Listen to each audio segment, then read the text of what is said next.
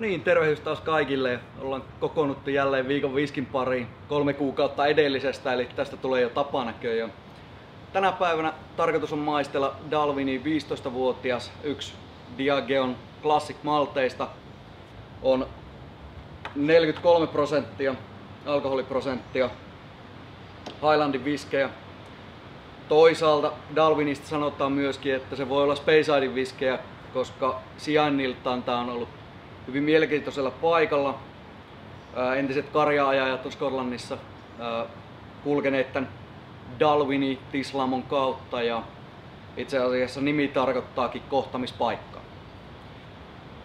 Luvassa on todennäköisesti aika hedelmäinen viski, pikkusen savua, mutta katsotaan mitä sieltä löytyy. On oikein pyöreitä hedelmää.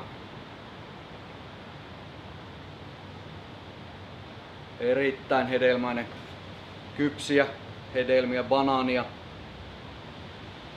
aprikoosia, erittäin kypsää mangoa ja semmoista oikein hunajaista tislettä.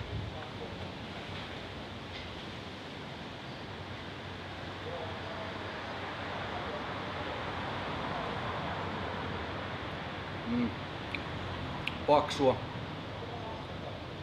oikein miellyttävä makeus, pieni savu vielä mukana, erittäin herkullinen viski.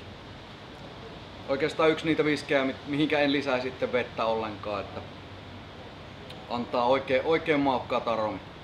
Nimi tosiaan tarkoittaa kohtamispaikkaa ja on erittäin miellyttävä viski.